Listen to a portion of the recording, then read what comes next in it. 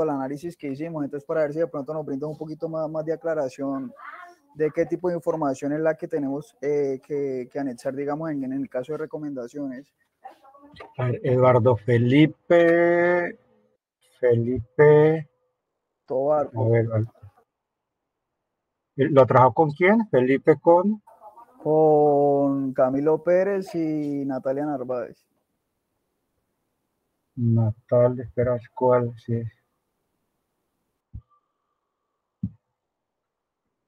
Te estoy buscando acá cuál es el taller. ¿Será el de Natalia? Natalia, sí, ¿cierto? Sí, profe, en el caso de nosotros, pues solamente, o sea, pusimos en sí unas conclusiones, pero realmente, o sea, no supimos como qué poner en cuanto a recomendaciones. Listo. Sí, porque mire que al revisar la parte estadística está muy bien. Sí, siempre la parte de análisis, ¿no? Vamos a las conclusiones.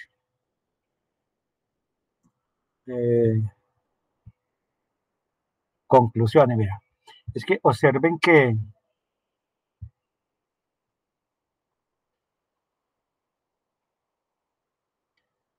estoy aquí mirando, recordando un poquito. Bueno, aquí hay interpretación, ¿cierto? Está muy bien. Aquí tomé al azar esto, desviación estándar y coeficiente. Permítame, ¿qué programa tomaron ustedes? Nosotros tomamos el programa de física, profe. Física, listo. Dice, en la tabla 4 se muestran los valores de desviación estándar y coeficiente de la desviación. Es un valor muy grande debido a los valores atípicos que se encuentran en la muestra y representan la figura 2. Que la desviación estándar es aproximadamente el 51% de la media. Un coeficiente de variación muy alto indica una mayor variabilidad en los datos. Pero observen que si leemos esto, no sé si... Aquí dice que el coeficiente de variación es del 51%. Esto significa que la desviación estándar es aproximadamente el 51% de la media. Un coeficiente de variación más alto indica una mayor variabilidad en los datos en comparación con la media, mientras que un coeficiente de variación más bajo indica una menor variabilidad en relación con la media. O sea, no toman la variable, no hablan de cuál variable, ¿cierto? ¿Qué datos? ¿Qué programa?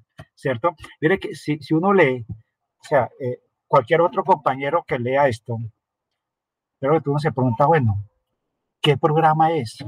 ¿Qué variable de qué está hablando? Tú estás definiendo qué es el coeficiente de variación y la desviación estándar, ¿no? Pero no está en concreto, por ejemplo, diciendo, esta es la matrícula de los estudiantes de física, o sea, la variación en la matrícula de los estudiantes del programa de física es de 254.311 pesos respecto al valor promedio que pagan todos los estudiantes del programa de física, lo que corresponde a una variación promedio del 51%. Esa es la interpretación. Ahora, el análisis. Esto significa entonces que los estudiantes de física están pagando valores muy heterogéneos por matrícula, ¿cierto? Es diferencial.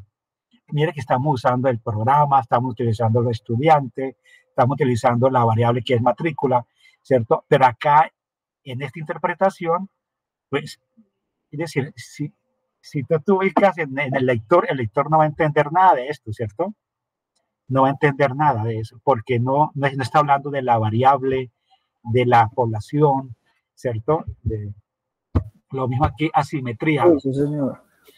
Dice, la kurtosis es negativa. Esto indica que la distribución es más aplanada para una distribución normal y por eso se considera que es una kurtosis platicúrtica, que es un término técnico, sí, es platicúrtica, pero ¿qué significa platicúrtica? ¿Cierto? Que hay heterogeneidad en las matrículas. De la matrícula de los estudiantes del programa de física son heterogéneos. O sea, los estudiantes no pagan matrículas parecidas, sino muy diferenciales. Es en cuanto a kurtosis, ¿no? Kurtosis y asimetría nos da simetría positiva, ¿cierto? Mire, asimetría positiva, ¿eso qué significa? Pues que tiende a valores bajos, ¿cierto? O sea que la matrícula de los estudiantes está por debajo había que mirar cuánto pagan en promedio, digo que 400, que la mayoría de los estudiantes de física pagan en promedio por matrícula menos de 400.000 pesos, a pesar de que hay unos pocos estudiantes que tienen matrículas altas, indicando que son heterogéneos los datos, o sea, las matrículas. Uno procura, aquí está la simetría. En la figura 3 observa que la móveda menor que la mediana, menor que la media aritmética, lo que nos lleva a reafirmar la simetría positiva de los datos. ¿Cuáles datos, cierto?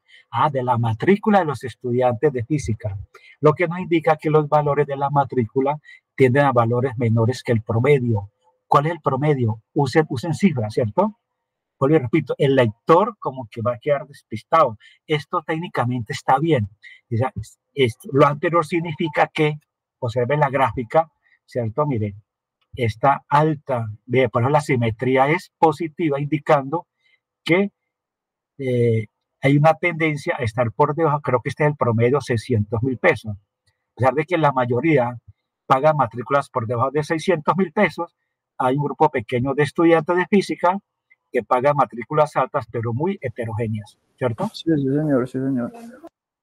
Conclusiones, ¿cierto? Hay que mirar, mira, por ejemplo, tomemos una. La mayoría de los estudiantes, 62-25%, pagan en promedio, mira, aquí me está interpretando, no concluyendo, ¿cierto? Pagan en promedio alrededor de 377.246 por su matrícula, mientras que un 20%, mira, aquí está interpretando, ¿cierto? Esto es lo que debería estar arriba, ¿cierto? Allá, con la tabla o con el gráfico. Esto nombre la variable, mire, este ya es el análisis. Esto sugiere una distribución de costo de matrícula sesgada hacia la izquierda, con algunos estudiantes pagando cantidad significativamente más alta. Ese ya es el análisis, ahí está el análisis. Pero como que debe ser, claro, usar sesgado es una palabra, pues, técnica, ¿cierto? Sesgada hacia la izquierda, lo que significa, ¿cierto?, que la mayoría tienden a pagar matrículas por debajo del promedio, aunque hay algunos, vean, algunos estudiantes que pagan cantidades altas, ¿cierto? Muy bien. ¿Estamos? Entonces acá, por ejemplo, entonces si lo que se quiere hacer es si los estudiantes pagan matrículas altas o bajas, una conclusión sería decir sí, la mayoría de los estudiantes pagan matrículas bajas en el programa de física. Listo, punto. ¿Cierto? Una recomendación de esa conclusión. Como hay un grupo de estudiantes que pagan matrículas altas, había que revisar, ¿cierto? Una conclusión sería, no hay conclusión, porque que en resumen, la muestra de costos, no use la palabra muestra, ¿no? No use la palabra muestra. En resumen, los costos de matrícula de los estudiantes de pregrado de física de la universidad allá de Neiva es altamente variable. Muy bien, sí, claro. Con la presencia de valores atípicos, ya es una conclusión. Ve, aquí está ya una conclusión, ¿sí? Y arriba está la interpretación y el análisis. Con la presencia de valores atípicos que influyen en las medidas de tendencia central y de forma de la distribución. No use esos términos porque, repito, el lector no va a entender, ¿cierto? Que influyen, no sé, en el presupuesto de las familias de los estudiantes, ¿sí?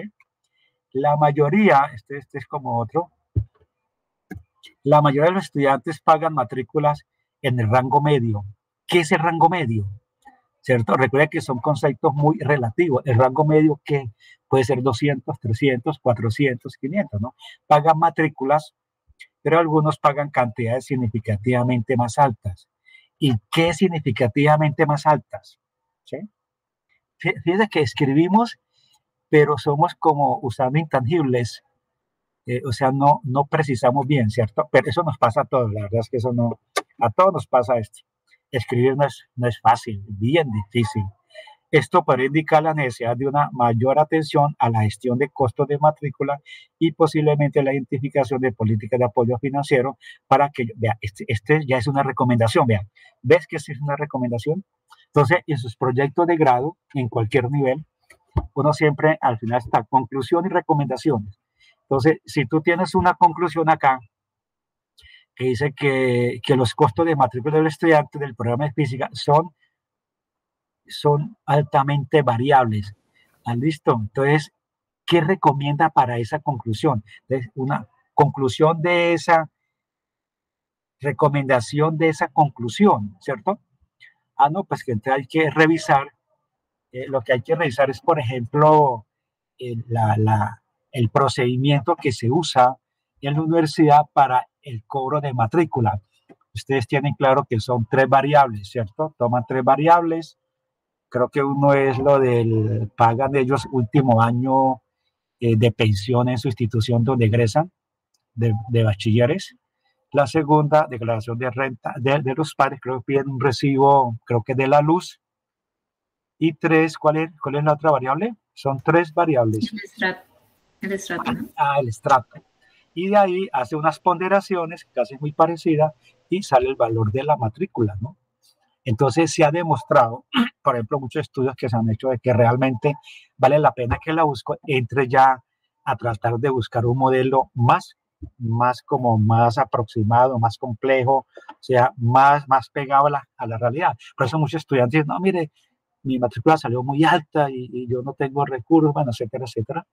Entonces sí vale la pena como, por ejemplo acá, ¿no? Una recomendación es identificar, esta es una recomendación buena, necesidad de una mayor atención a la gestión de costos de matrícula, ¿no? O sea, el proceso de cómo se está liquidando la matrícula y posiblemente identificar políticas de apoyo financiero para aquellos con costo más alto, ¿sí?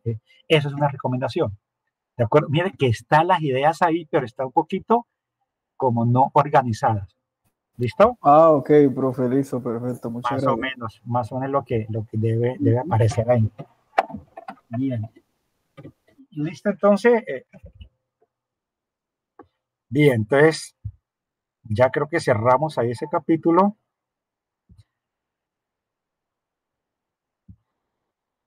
Y entonces vamos ahora a empezar el otro diseño estadístico, ¿no? Recuerden que hablábamos de 3 diseños. Diseño descriptivo, que es el que ya acabamos de terminar. Son estadísticas descriptivas que se utilizan cuando usamos coberturas poblacionales, o también podemos utilizar coberturas muestrales, pero necesitamos complementarlos con estadísticas inferenciales. Bueno, y eso se llama también como estadísticas unidimensionales. El otro diseño se llama diseños bidimensionales, ¿cierto? O relacionales o correlacionales.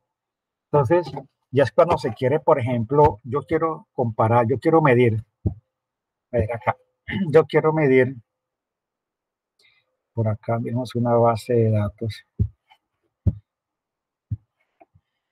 Por ejemplo, acá yo quiero medir, yo tengo el salario mínimo desde el año 2005 hasta el año 2023, ¿cierto? Salario mínimo legal vigente en Colombia. Yo puedo saber cuál va a ser el salario mínimo legal vigente en Colombia para el próximo año. O para qué año esperamos que el salario mínimo llegue a 1.500.000, a 2 millones, etcétera, etcétera. Entonces, ahí utilizamos análisis bivariado. Pues yo quiero mirar el IPC contra TRM, ¿cierto? Índice de precio al consumidor contra la tasa representativa del mercado. Yo tengo esos comportamientos durante un periodo, yo puedo saber cuál puede ser el IPC para el próximo año, para el próximo mes, o cuál es la tasa representativa para mañana, ¿cierto? Yo tengo los gastos, no, esta es la gasolina corriente, digamos en Neiva, mes a mes, de enero a septiembre, este es el valor de la gasolina. Obvio que la gasolina corriente ya por política de Estado la están incrementando mensualmente 600 pesos, ¿cierto? Creo, 600 pesos. Entonces ya podemos saber cuál puede ser la gasolina para el próximo mes. O yo puedo utilizar estas variables, 2 variables, y puedo desde ya estimarlas para el próximo mes. O para qué mes la gasolina, para qué mes la gasolina, por ejemplo, llegará a 17,000 pesos. ¿Cierto? Profe, ¿Sí? o sea que esta estadística es más como para predicciones. Eso se usa para predicciones, para pronósticos, ¿cierto? Por ejemplo, mire, yo tengo las 20 utilidades en una empresa diaria durante un periodo, ¿no? Durante un mes diario. Entonces yo puedo predecir, pronosticar o estimar cuál pueden ser las ventas para mañana, ¿no? Si espero ciertas utilidades. O si yo tengo, cuáles van a ser mis utilidades si yo vendiera. Podemos predecir en qué números va a caer el baloto también. También se puede predecir. Esos son modelos estadísticos de probabilidad. Mire, aquí en la... Ese es el que más me interesa, profe. ¿Ah, sí? Mire, Natalia, que aquí en la universidad hay un profesor de ingeniería. No sé cómo es que se llama, es uno bajito, es como Rolito, a todo momento vive riéndose. Un profesor. No sé, profe, no tengo idea. No, los que son egresados de ingeniería. ¿Jimmy? Ricardo. ¿De cuál ingeniería? Creo que es electrónica. Es de ¿Vladimir será? No, es uno bajito de bigoticos allá. Martín. Martínez. No, Martínez. Sí, Martínez, sí. Él una vez fue a mi oficina, me dijo, profe, ayúdame a sacar un modelo de probabilidad. El hombre le apuesta mucho a chance. Y el tipo dice, yo gano más apostando la chance que lo que me paga la universidad. Pues yo no sé si lo dijo de mentiras, pero dijo, no, es que él toma los números y comienza a calcular probabilidades y le aplica modelos. Resulta que toda variable tiene una distribución estadística, una probabilidad, un modelo estadístico. Entonces, el tipo, él le gusta mucho esa parte de las probabilidades. Y dice él, a mí no me consta, que él se lo pase reclamando chances allá, porque él gana bastante, porque él juega con esos modelos estadísticos, ¿no? Entonces, cuando vean la teoría de probabilidades, que es el próximo, queda el tercer módulo, ahí van a ver esos modelos estadísticos básicos que le permite de alguna manera hacer esas inferencias, esos pronósticos, ¿no? Claro, estos modelos también me van a ayudar a nosotros a determinar pronósticos, ¿no? Y es que es eso, ¿no? Son modelos de pronósticos, ¿cierto? Permítame borro esto. La tasa de desempleo, mire, yo tengo la tasa de desempleo, bueno, este es como del año pasado o antepasado, y yo puedo predecirlas, ¿no? Si tengo dos variables, yo puedo predecirlas. Lo mismo acá, el IPC, el costo de vida, o acá, si yo tengo el peso y la talla de unos empleados, yo puedo predecir cuál es el peso de un individuo si conozco su talla, o si conozco su talla, puedo conocer su peso. Si yo tengo las notas de unos estudiantes, yo puedo predecir sus posibles notas en el siguiente parcial, ¿no? Eso es lo que hace estos modelos estadísticos relacionales, ¿sí? Entonces, eso se conoce como modelos de regresión y de correlación. Y resulta que hay regresión y correlación lineal y no lineal. Antiguamente se creía que la vida era lineal, o sea, todo ocurría de manera constante, ¿no? O sea, ¿qué es un modelo lineal? O sea, gráficamente aquí de pronto me saca la ventaja los físicos, los matemáticos, los económicos, bueno, casi todos, ¿no? Todos han visto estos modelos. Por ejemplo, acá voy aquí a mostrarles esto lo vamos a ver ahora. Antiguamente se creía que la vida era así, lineal, que todo ocurría de manera lineal en la vida. O sea, que siempre ocurría lo mismo, ¿cierto?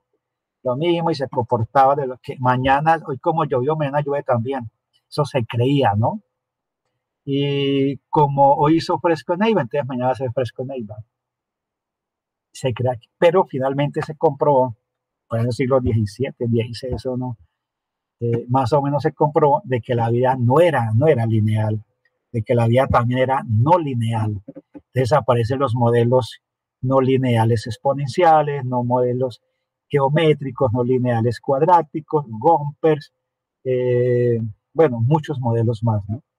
Entonces lo que hace la estadística es tomar dos variables, peso y talla de unos individuos, o años de antigüedad y salarios, por ejemplo.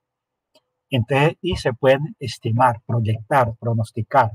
Entonces, cuando vamos a hablar nosotros de modelos de regresión y correlación lineal, vamos a empezar con este modelo. Si entendemos los demás, por inferencia, lo vamos a entender. Entonces, aquí vamos a ver qué es un coeficiente de correlación. Correlación es cómo están asociadas las dos variables. Así como cuando tengo base de datos, queremos saber su normalidad. Aquí necesitamos saber si tengo dos variables con datos. Yo necesito saber cómo se correlacionan esas variables. Entonces, ¿será que el peso y la talla de los individuos están asociados? ¿Están correlacionados? ¿Hay asociación entre ellos? ¿Será que la nota que saca un estudiante está asociada con el número de horas de estudio? ¿Será que entre más edad tengo, o sea, edad está asociado con el peso o con la talla? ¿O será que el coste de vida está asociado con el tiempo? ¿Cierto? Entonces, mire que cuando yo me hago esas preguntas, a ver qué más variable hay por acá. Acá. Coste de matrícula con estrato. El coste de matrícula está asociado con el estrato. ¿Será que la tasa representativa del mercado está asociada con el tiempo? Entonces, el primer paso que hay que hacer uno es determinar las correlaciones. Una vez que yo sé qué tipo de correlación es, entonces determino si me voy por el modelo lineal o por el modelo no lineal, ¿cierto?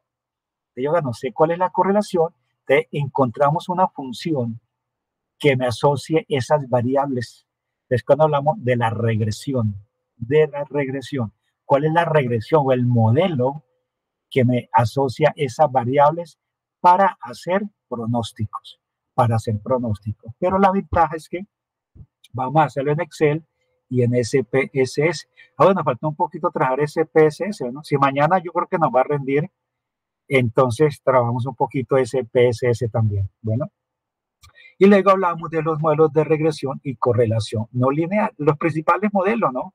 Exponencial, geométrico, cuadrático.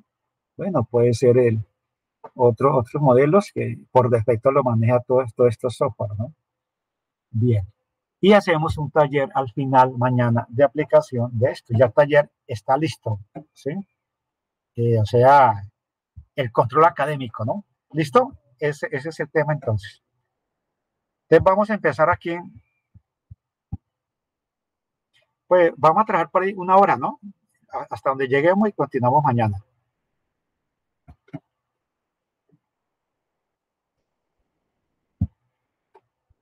¿Y qué pasó acá? ¿Qué pasó acá? Permítame un momentico.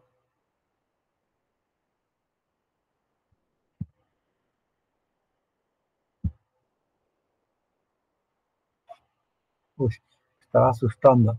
Bien, este es el contenido, ¿no? Vamos a hablar de la relación entre variables, o sea, correlación entre variables, que es un diagrama de dispersión. Recuerden que cuando hablamos ya en la clase anterior de variables, gráficos univariados, ¿cierto? Cuando buscamos un gráfico univariado, entonces era tomar una sola variable y mirar sus comportamientos en porcentajes. Aquí ya vamos a hablar de diagramas de dispersión, ¿cierto? O gráficas de dos variables, ¿no? La covarianza, hablamos de la varianza, ¿no? La varianza es para una variable. La covarianza mide la relación variacional de dos variables, ¿listo? Cuando habla de covarianza, no se lo olvide, dos variables. Varianza habla de una variable. Y vamos a mirar cómo es la relación de esas variables. ¿Es directamente proporcional, inversamente proporcional o no hay correlación? A ver, recordemos un poquito este concepto. ¿Qué es una relación directamente proporcional? ¿Y qué es una relación inversamente proporcional? ¿Quién me recuerda eso? Directamente proporcional es que si aumenta uno, aumenta la otra. Inversa es pues que se supone que a medida que aumenta el 1 va bajando el grado opuesto. Yo voy mirando, creo que es por los ejes, ¿no? Si Muy aumenta el bien, eje X, aumenta el eje Y, e muy inverso, bien. ya que aumenta el X, baja el Y. Podemos hacer como un ejemplo, a ver cuándo puede hacer hablemos un ejemplo de una relación directa. Por ejemplo, ¿qué? Por lo menos que a medida que, hablando de las tallas, a medida que yo Sí, mase más, por ajá, mi peso directamente, pues voy a tener una talla de ropa mucho más grande. muy bien, perfecto. Es eso, ¿no? Entre más estudio, me va mejor, ¿cierto? Entre más años de antigüedad tengo en una empresa, pues espero que mi salario aumente, ¿no? En teoría. ¿Cierto? En teoría, sobre todo si En es profesor, teoría. sobre todo si es profesor universitario, ¿no? Dick Lenny. A veces parece que la relación es inversamente proporcional ahí. Ah, ¿y cuándo es inversamente proporcional? Un ejemplo de una relación inversa, entonces. Cuanto más las A ignore, medida, más lo buscan. Ah. ¿Cómo? Entre más las ignore, más lo buscan. Bueno, sí, es algo inverso, ¿no? Otra relación inversa, por ejemplo. a mayor costo de un producto, menos consumo o a mayor Sí, precio. eso, muy bien, eso, perfecto. Eso es lo que vamos a ver. Las variables están relacionadas así, ¿cierto? Hay unas variables que son directamente proporcional y otras que son inversamente proporcional y otras que no tienen nada que ver. Ah, no, es que la nota que yo obtuve está asociada con mi peso. ¿Cómo así? No tiene nada que ver, ¿no? Con el peso en kilogramos, ¿no? O con la estatura. Es como uno dice, bueno, es que un ciclista si es más alto le va mejor, ¿no? O si un deportista es más alto es mejor, ¿no? Depende, ¿no? ¿Cierto? Bien. Entonces, esas relaciones las vamos a mirar a través de algo que se llama el coeficiente de correlación. Y luego que determinamos correlaciones, hablamos de las regresiones. Regresiones son predicciones, pronósticos, ¿cierto? Y mire que casi toda la estadística está asociada a hacer predicciones, a hacer pronósticos, ¿cierto? Porque trate de eso. Cuando usamos nosotros la teoría de probabilidad, es hacer pronósticos. ¿Qué tan posible es que mañana llueva, ¿cierto? ¿Qué tan probable es que terminemos la especialización? ¿Qué tan probable es que la ley 30 ahora favorezca más a los docentes? ¿Cierto? Bueno, etcétera, etcétera. Entonces, hacemos predicciones donde existen variables independientes y dependientes, ¿cierto? Recuerdan ustedes siempre, ¿no? Que hay variables independientes y dependientes. Luego hablamos de los modelos. Bueno, el residuo, bondad de ajuste, el coeficiente de determinación. Observen que aquí hay un coeficiente de correlación arriba y un coeficiente de determinación. Uno se llama R y otro se llama R2. El coeficiente de correlación mide la correlación de las variables. Y el de determinación mide si el modelo es bueno para eso que estamos pensando de relación, ¿no? Dice, no, es que el peso y la talla están asociados de manera exponencial. Entonces, R2 me va a decir si eso es cierto o no, ¿verdad? Bien. Bueno, esto es lo que en teoría más o menos me dice o me asocia. Yo tengo cada punto es una pareja de datos, ¿cierto? Cada punto. Entonces, esta cantidad de puntos son los puntos observados, ¿no? De los datos que yo he recolectado. Recuerden algo muy importante. La vida gira alrededor de dos palabras muy bonitas, observado y esperado, ¿cierto? Una cosa observo y otra cosa espero. Aquí algunos estudiantes esperaban sacarse 4.8 en el parcial. Esperaban, pero observaron 4.9, ¿no? Observaron 4.38, ¿cierto? Entonces uno espera es el ideal. Y lo observado es lo que realmente se da, ¿no?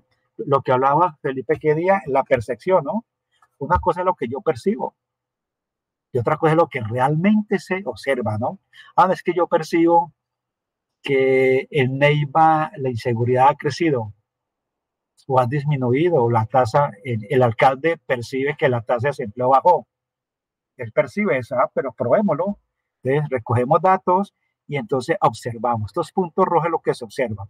Y esta línea es lo que realmente esperábamos, ¿sí? Estos puntos, entre más dispersos estén de esta línea esperada, más heterogeneidad, menos dependencia hay. ¿Listo? Entonces, los modelos de regresión bivariado, ojo, los modelos de regresión pueden ser simples o bivariados y pueden ser múltiples o multivariados. Es decir, uno puede hablar de regresión simple cuando tomo dos variables, peso y talla, gastos y utilidades, ¿cierto? Tiempo que me gasto de la universidad a la casa y la temperatura, no sé, o el kilometraje, ¿cierto? Cuando yo tomo dos variables, se llama modelo de regresión simple. Hay una variable explicativa y una explicada, o sea, una variable depende de otra. ¿Listo? Y hay también modelos de regresión múltiple, o sea, cuando trabajo más de dos variables. Bueno, la nota que yo tengo en un parcial depende de qué tantas horas estudié, qué tantos ejercicios hice, de mi estado de ánimo. Ya. O sea que es una relación multivariada o múltiple cuando hablo de más de dos variables, ¿cierto? ¿Listo? Cuando son modelos simples, que es lo que vamos a ver acá en este curso, rápido, más que todo repaso, pueden ser lineales o no lineales. Entonces, modelos de regresión simples, lineales y no lineales. Y ustedes van a ver más adelante, en el otro semestre, van a ver modelos de regresión múltiple. ¿Listo? Pero con que me entiendan bien este simple, aquí ya sale. Muy bien. ¿Listo? Bien. Cuando hablamos de regresión no lineal, hay varios modelos, ¿cierto? Varios modelos. Incluso, permítame acá, voy a un momentico a Excel. Aquí a cualquier parte de Excel. Permítame que a ver. Permítame que hacer algo rapidito.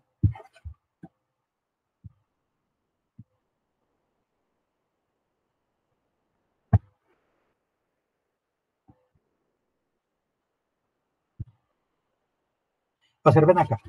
Mire, aquí hay relaciones de tipo exponencial, de tipo lineal, de tipo logarítmica, de tipo polinómica. Si es de orden 2, es cuadrática, ¿no? Potencial y promedios móviles. Entonces son algunos de modelos estadísticos lineales y no lineales, ¿de acuerdo? Mira, aquí tomen unos datos rápidos del IPC. Esto lo vamos a ver ahora mejor. ¿Listo? Observen acá.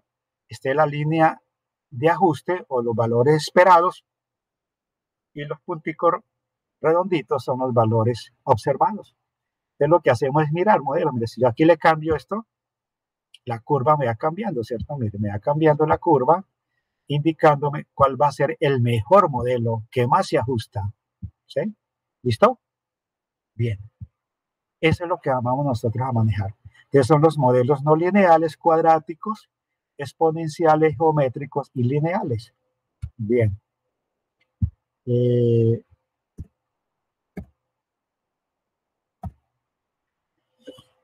Entonces, aquí ya empezamos a ver unos modelos.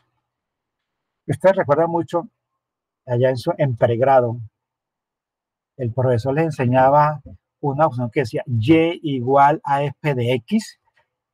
Y igual a f de x. ¿Quién me interpreta eso? O sea, es decir, de manera textual, ¿eso qué significa? Que y en función de x, que el valor de y va a variar a medida que varíe el valor de x. ¿Y f? ¿Qué significa f? Sería el modelo. El modelo, ¿no? Muy bien. F es el modelo, ¿no? Y x son las dos variables, ¿cierto?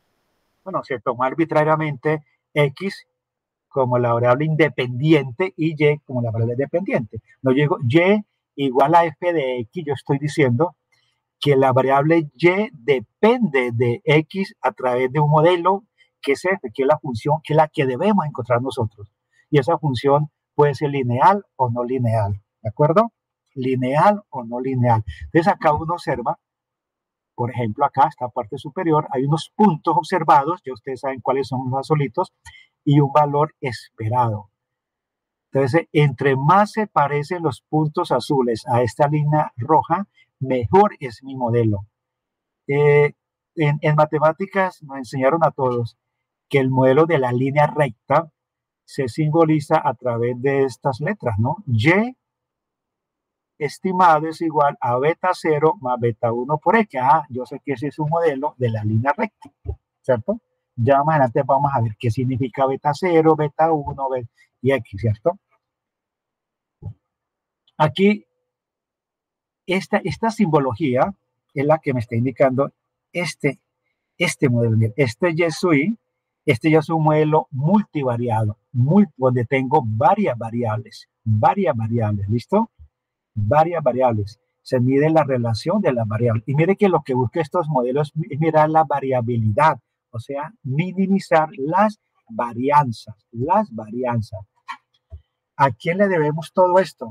A este señor Galton.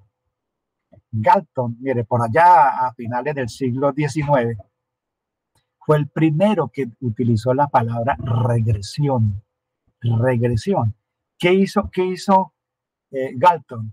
Galton, como parece que se paraba en las esquinas, en el parque, iba al parque y comenzó a observar el movimiento de las personas. Y él observaba, bueno, aquí dice que junto con Pearson, ¿no? Ellos observaban de que las familias, cuando los padres eran altos, sus hijos eran altos, ¿cierto? Y los padres eran bajos, sus hijos eran bajos. Entonces él le llamó la atención ese comportamiento, ¿cierto? Y encontró pues que existía alguna relación entre los padres y los hijos. Uno escucha hoy en día el término, uy, igualito papá, no, o mamá, de mal genio, ¿cierto? Igualito. Está hablando de regresión. Significa que los hijos tienden a regresar a tener las características de sus padres. Es igualita al papá, ¿no? Igualita a la mamá, ¿no? Es que eso es lo que lo llama Galton, sobre todo, lo llama regresión, ¿cierto? Es como Perdón, profe. Dale, ¿sí? Perdón, profe, ¿puedo hacer una preguntita a propósito de la regresión? Todas las y en relación también con la genética. ¿Qué tipo de regresión se da cuando padres altos tienen hijos pequeños, sí, de estatura baja, o padres de estatura baja tienen hijos altos? Sí. Pues resulta que hoy en día, bueno, esto fue a finales del siglo XIX, ¿no? Pero mire que, sin embargo, hoy en día se usa todavía estos modelos, pero se ha venido demostrando, no sé si ustedes han trabajado otra técnica de pronóstico que se llama prospectiva, escenarios futuros, factibles y deseables. No sé si alguien ha manejado, por allá no sé si en empresa, en contaduría, le enseñaron un poquito de prospectiva. Entonces, resulta, Dicleni, que estos modelos estadísticos son unas técnicas, pues, que se apoya en vivencias, en fórmulas, y todavía tienen mucha certeza, ¿cierto? Pero esas certezas, pues, desde luego, vuelvo y repito, no son del 100%. Entonces, se han venido creando nuevas estrategias metodológicas de pronóstico. Entonces, se usó mucho la prospectiva. Si tú sabes la prospectiva, modestia aparte, me disculpa esto, pero vale la pena comentarlo. Nosotros construimos la visión del Huila 2020. Hace algunos 15 años más o menos, escogieron a 5 funcionarios del departamento, dos profesores, Carlos Amezquita en mi persona, por la universidad, 2 del sector político, sector gobierno, 1 por sector privado, 5 de Confamiliar, y nos enviaron a Medellín a aprender prospectiva, porque nos enviaron a construir la visión del Huila 2020. Ya Antioquia la tenía, tenía la visión Antioquia 2020. Entonces el Huila, el gobernador, se metió en ese cuento Entonces se constituyó un equipo, nos enviaron como un mes a Medellín, nos capacitamos y vinimos aquí al Huila y construimos la visión del Huila 2020.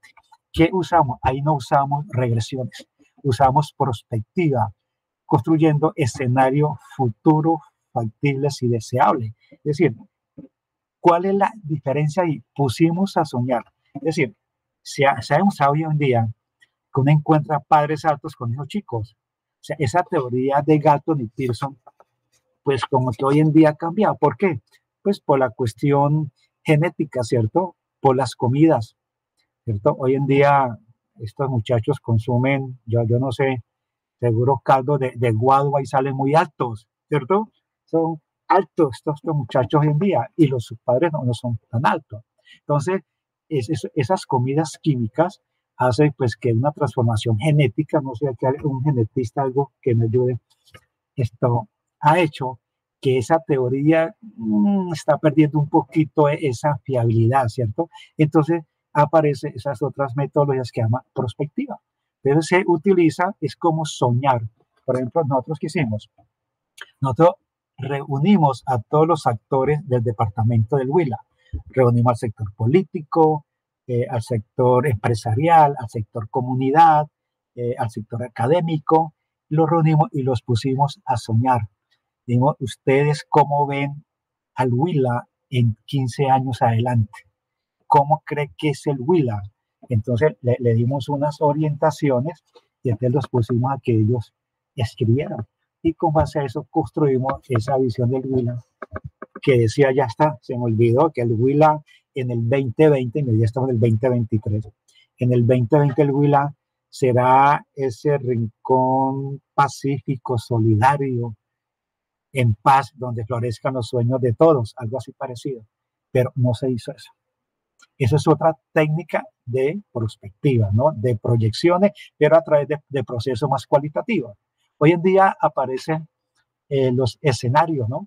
De prospectiva se pasó la planeación estratégica convencional, ya pasó de moda, eso de la DOFA, esa DOFA de rato pasó de moda, pero yo todavía veo que lo usan algunos profesores, ¿sí? Pero hoy existen la construcción de escenarios futuros, factibles y deseables. Es construir el futuro a través de unos escenarios prospectivos que percibe la sociedad actualmente, ¿sí? Entonces, hoy en día, Dicleni, a pesar de que ha pasado casi 2 siglos, todavía siguen vigentes estos modelos estadísticos, ¿no? Esto todavía tiene mucha validez porque se soporta en unos comportamientos, digamos que estos señores, Galton y Pearson, incluso es más famoso Pearson hoy en día que Galton, pero fue Pearson el que realmente se le debe, digamos, la construcción de estos modelos estadísticos, ¿no? Hay varias personas, ¿no? Hay Pearson, hay Dobson, hay varios que uno incluso en los software aparecen, ¿no? Pero uno lo que hace es utilizar generalmente Pearson, con Pearson es más que suficiente, ¿no? Entonces, finalmente, este señor que introduce ese término,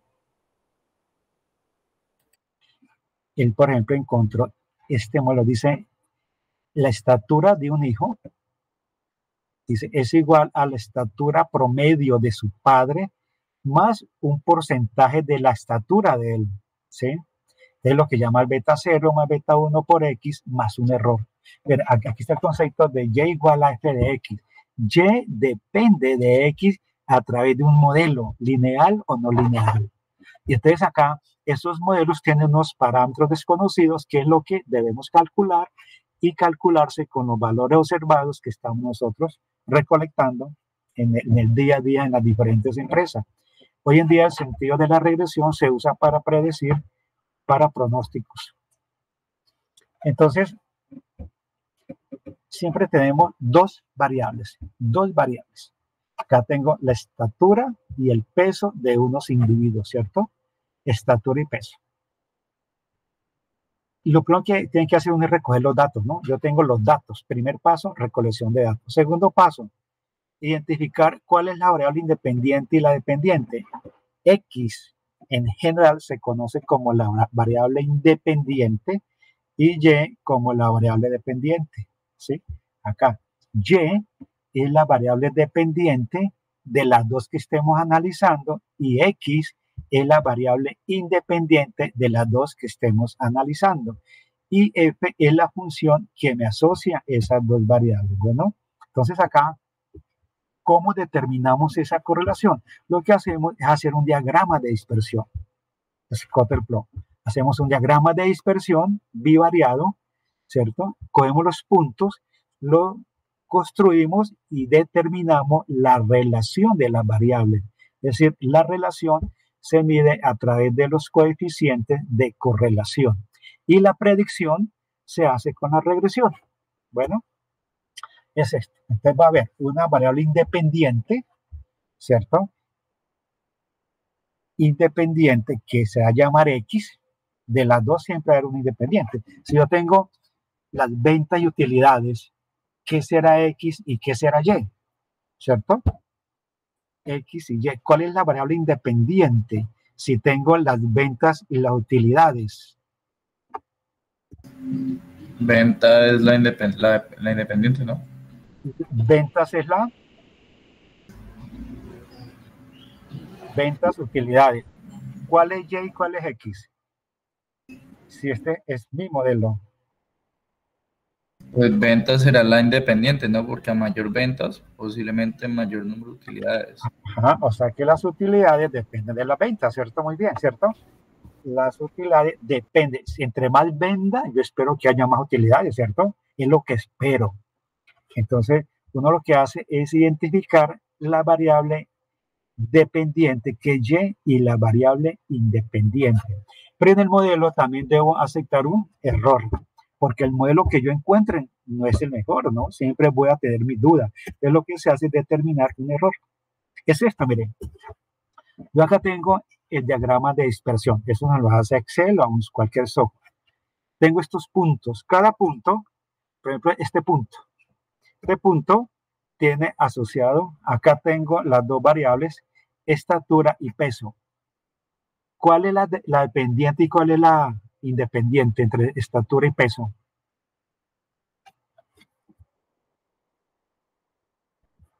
Cuéntenme. ¿Qué depende de qué? ¿La estatura depende del peso o el peso depende de la estatura? En términos normales. En términos... La estatura depende del peso, ¿no? Aquí el peso depende de la estatura según esa gráfica. El peso depende... No. La estatura... Vamos a quitarla. Ahí.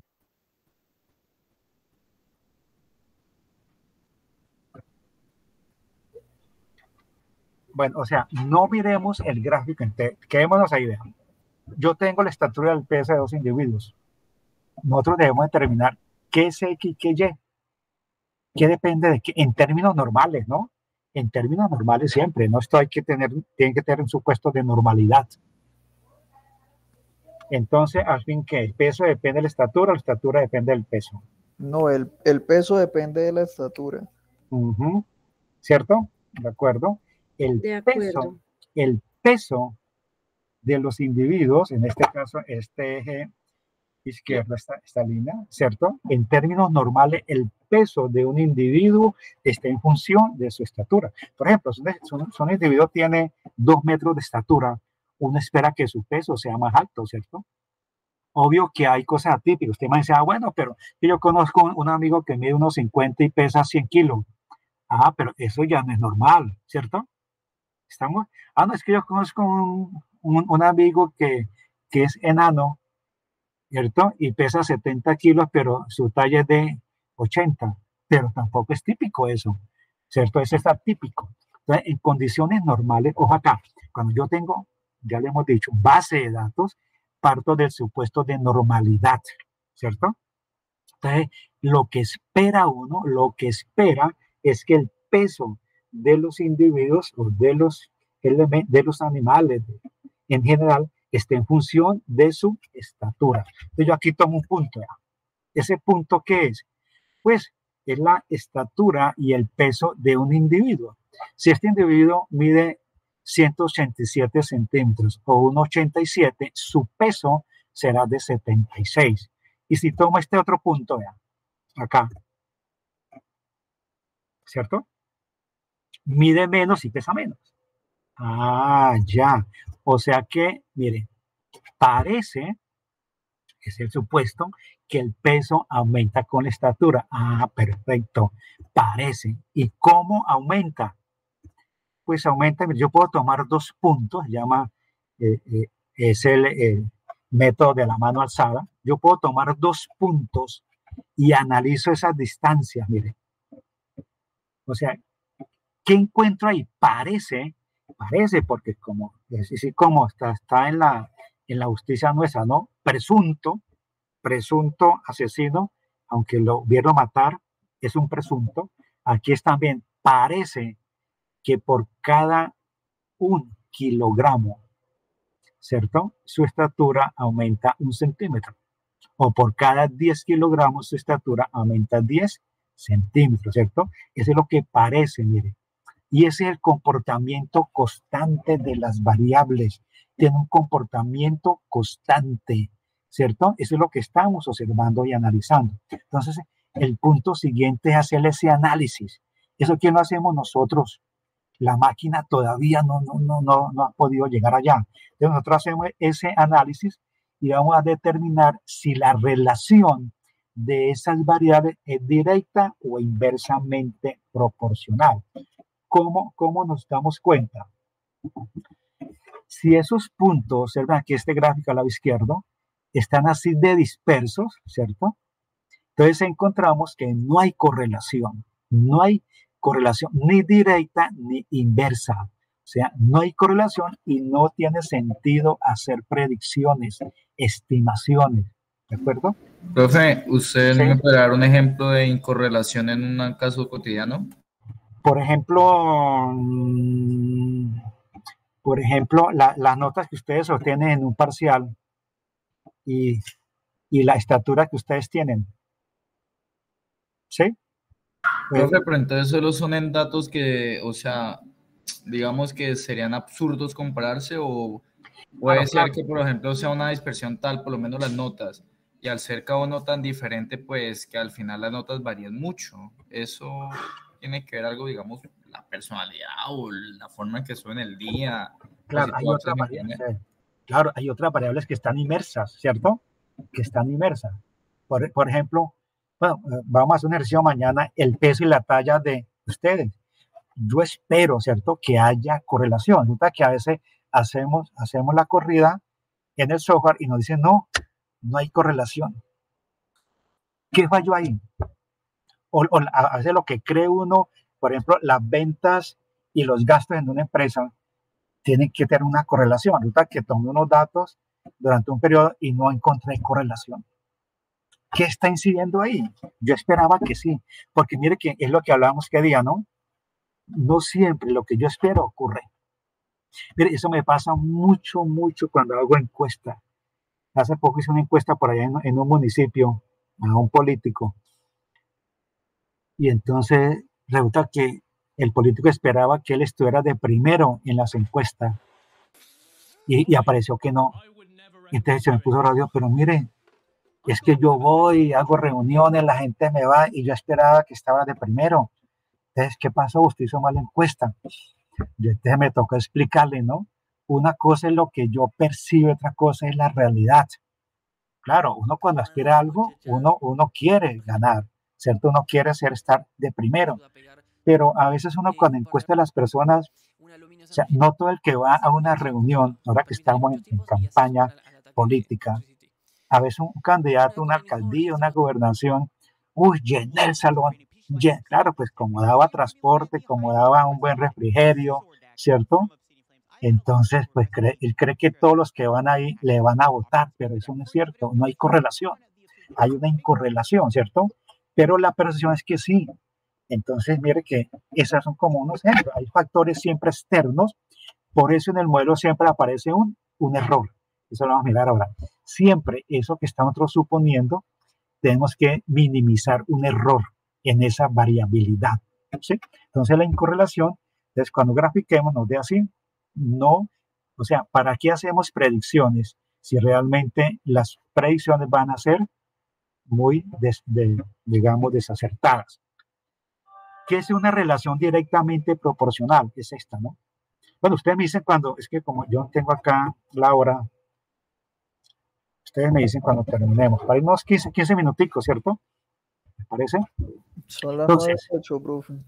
a las 9 y qué, a las 9:20 por ahí. ¿Listo? Bien, gracias. Me cuentan. Por eso es que yo me emociono tanto con la estadística que pierdo la noción del tiempo. Es una incorrelación, ¿no? Relación directamente proporcional. Lo que ustedes comentaban, ¿no? Miren, aumenta la variable X, aumenta la variable Y. O sea, aumenta una variable y proporcionalmente aumenta la otra. Mira, estos puntos si ahí muestran una tendencia creciente de izquierda a derecha. ¿Listo? Es directamente proporcional o una relación positiva. Positiva.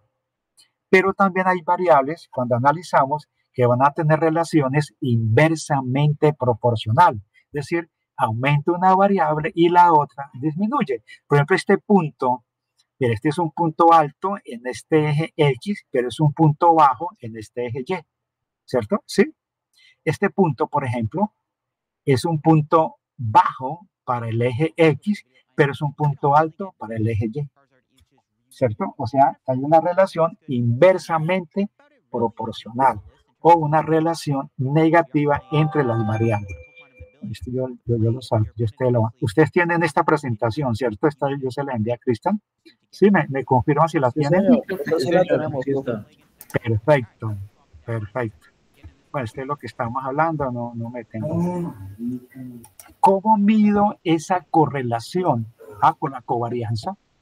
Recuerden, varianza una variable, covarianza dos variables, pero ambas miden variabilidad, ¿cierto? Variabilidad, que son sesgos, son errores. Entonces, aquí mide si las relaciones son inversas en esa variabilidad o si son directamente proporcionales. La fórmula, pues, si usted recuerda la varianza, fíjese, era una sola variable, aquí es la combinación de dos variables. Las variabilidades de los valores respecto a su promedio, tanto en la variable independiente como en la variable dependiente. Entonces acá, cuando este valor me dé mayor que 0, pues entonces me dice que hay una relación directamente proporcional entre las variables, ¿cierto? O sea, crecen las dos de manera proporcional. Si es inversa o negativa, menor de 0, entonces hay una relación inversa. Crece X y decrece Y, o viceversa. Y cuando tiende a 0, o sea, no necesariamente a 0, tiende a 0, no hay correlación entre las variables. Ahí significa entonces que no hay nada que hacer ahí. Pero Pearson llega y se inventa unas fórmulas para hallar también el coeficiente de correlación, ¿cierto? La correlación de las dos variables. Entonces, bueno, pero no solamente lineal, ¿no? Él también saca coeficiente de correlaciones no lineales. Entonces, él determina a través de ese coeficiente, esta es la fórmula, es la covarianza sobre el producto de las varianzas. Es una fórmula de varias que hay en el mercado, ¿no? Por eso uno cuando usa un software simplemente dice, calcúleme el coeficiente de correlación de Pearson. Ah, listo, a mí no me interesa cuál está aplicando, ¿no? Este coeficiente de correlación, lineal o no lineal, nos va a determinar el tipo de relación de las variables, ¿no? Si es lineal, si es logarítmica, si es cuadrática. Esto es lo importante de analizar. Ese coeficiente, cuando lo calculemos, mañana lo hacemos en cualquier software, nos va a dar un valor entre -1 y 1, ¿de acuerdo? Entre -1, esto no se nos olvide nunca en la vida, por favor. O los que ya lo saben, recordémoslo. Si ese valor es igual a 0 o tiende a 0, no necesariamente tiende a 0, me está indicando que no hay correlación entre las variables. O sea, si yo aplico el modelo lineal, entonces encontré que ese R nos da 0,05, significa que no hay correlación lineal. Entonces yo debo probar por otro modelo. ¿Será que tiene una correlación logarítmica? ¿O será que tiene una correlación geométrica? o tiene una correlación cuadrática o parabólica. Pero si ese R es igual a -1 o tiende a -1, la correlación es inversamente proporcional. Si es igual a -1, que en la práctica nunca ocurre, puede tender, pero no es igual nunca, porque nada es perfecto en la vida, entonces hay una correlación perfecta inversamente proporcional. Y a medida que decrece, -0,8, -0,7, -0,5, -0,4, -1, 0,1, 0. Entonces, en algunos textos uno aparece que si es mayor de -0,8, entre -1 y -0,8, la correlación es buena. Todavía el modelo soporta las proyecciones. Que si está por menor de -0,5, no haga correlaciones, no haga predicciones por ese modelo, ¿listo? Y lo mismo ocurre con el lado derecho. Si es igual a 1, perfecto, correlación perfecta, directamente proporcional. Pero a medida que se aleja de +1 y tiende a 0, entonces la correlación comienza a disminuir.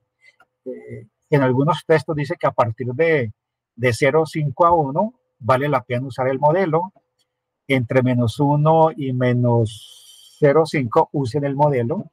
Obvio que entre más cerca esté a +1 o a -1, con toda confianza use el modelo predictivo, ¿no? Sus proyecciones van a ser muy buenas. Estos son ejemplos, ¿no? Mire cómo a medida que se acerca al 1, mire, 0,1 va a dar una incorrelación, no use el modelo. Aquí creo que tampoco, ¿no? Mire, esto no hay una correlación, ¿sabe? Que ¿para qué hacemos predicciones? Aquí ya empieza a parecerse, pero hay mucha variabilidad, vea. Aquí las varianzas van a ser altas. Cuando vale 0,8, sí, ya es más manejable, miren. Y aquí se acerca a 1, perfecto. Esto es lo perfecto. Lo observado y lo esperado es prácticamente igual. Recuerden que si yo tengo observado menos esperado igual a 0 y paso a la derecha lo esperado, lo observado me da igual a lo esperado, ideal. Ah, no, yo esperaba sacar 5 y saqué 5. Yo esperaba conseguir trabajo apenas me graduara y conseguí. Ah, perfecto. ¿Sí? Pero difícil, ¿no? Pero mire que a medida de 0,8, 0,9 hacia 1 es perfecto, positivo. O negativo también lo mismo, vean. Incorrelación, esto es difícil porque nos va a dar valores muy raros. Aquí, bueno, puede ser, ¿no? -0,7, -0,9, -0,009. Listo, ya esto. Creo que podemos dejar ahí, ¿cierto? Bueno, o terminamos acá. Pero además de Pearson, está Kendall, está Spearman. O sea, por ejemplo, en SPSS, cuando uno va a calcular un coeficiente de correlación, él me dice, ¿quiere Pearson? ¿Quiere Spearman? ¿Quiere Kendall? No es necesario. O sea, no nos compliquemos con todos tres. Use uno, el que usted quiera. Pearson es el que más se usa, ¿cierto? Es como, es el de más frecuencia modal. Pero todos los demás nos dan resultados muy análogos, muy parecidos. Entonces recuerden eso, coeficiente de Pearson, de Spearman y de Kendall. ¿Listo? Significa lo mismo. Creo que podemos dejar ahí mejor ahí, ¿cierto? Ya vamos a empezar a hablar de regresión ahí. Entonces, podemos dejar ahí